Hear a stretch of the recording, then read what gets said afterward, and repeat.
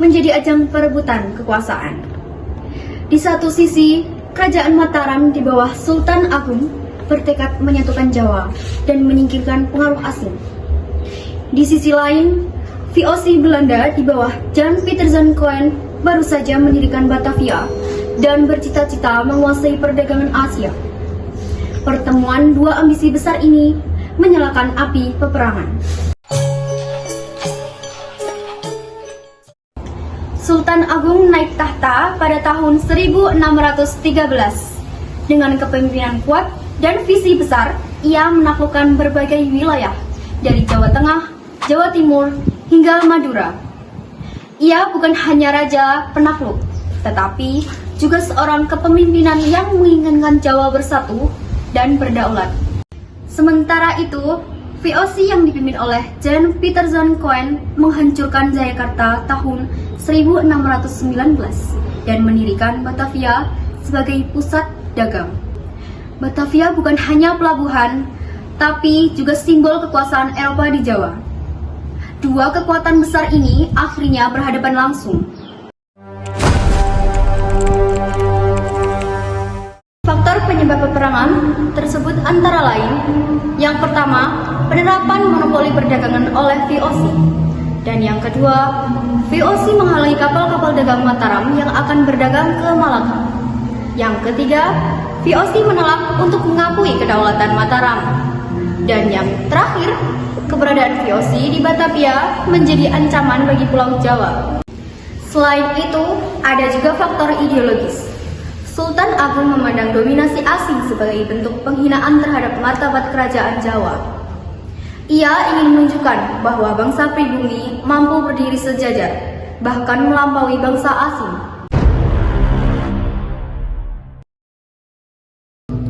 Hubungan Mataram dan VOC semakin tegang.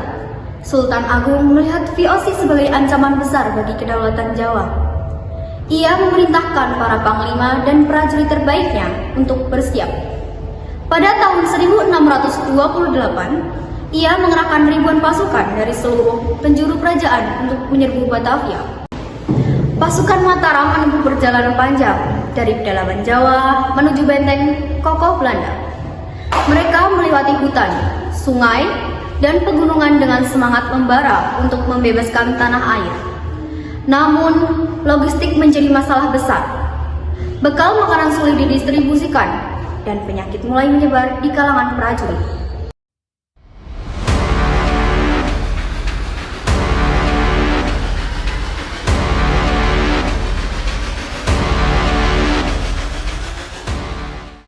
Dengan semangat tinggi, pasukan Mataram mengepung Batavia. Gempuran demi gempuran dilancarkan. Namun, VOC bertahan di dalam benteng yang dikelilingi tembok tebal dan meriam besar. Mereka juga mendapat suplai dari laut. Pertempuran berlangsung sengit selama berminggu-minggu. Banyak prajurit Mataram gugur. Namun, semangat mereka tidak padam. Serangan pertama memang gagal, tetapi tekad Sultan Agung tidak surut. Ia menyiapkan serangan yang lebih besar dan lebih terencana.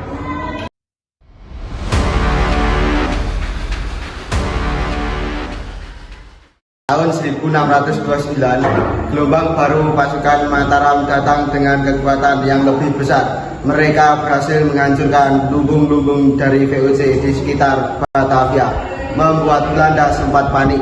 Namun, keunggulan VOC di laut membuat mereka tetap mampu bertahan.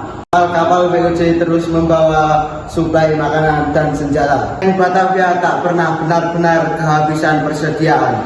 Sementara itu pasukan Mataram mulai kelelahan dan kekurangan makanan.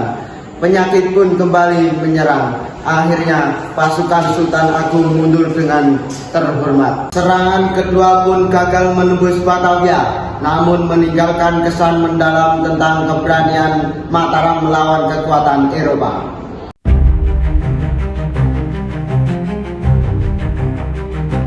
Tidak lama setelah serangan kedua, J.P. Coen meninggal dunia pada tahun 1629. Bukan karena pertempuran, melainkan karena penyakit. Meski begitu, warisannya tetap abadi. Batavia bertahan sebagai pusat kekuasaan VOC di Asia. Kematian Kon menandai berakhirnya satu babak penting dalam sejarah kolonial awal Nusantara, babak di mana semangat perlawanan lokal mulai menyala.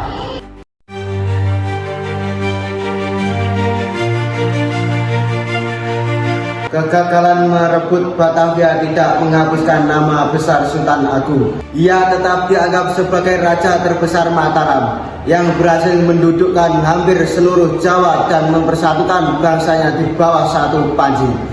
Selain dikenal sebagai Panglima Perang, Sultan Agung juga dikenal sebagai tokoh kebudayaan.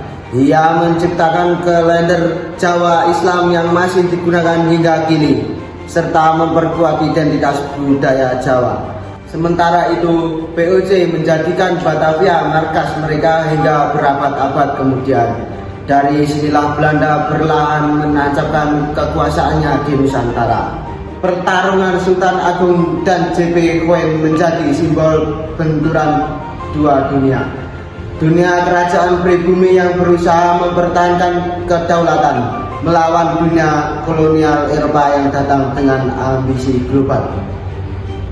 Inilah kisah pertemuan dua tokoh besar, Sultan Agung, sang penguasa Jawa yang berani menantang penjajah, dan Jan Peterson Koen, sang pendiri Batavia, simbol kekuasaan kolonial.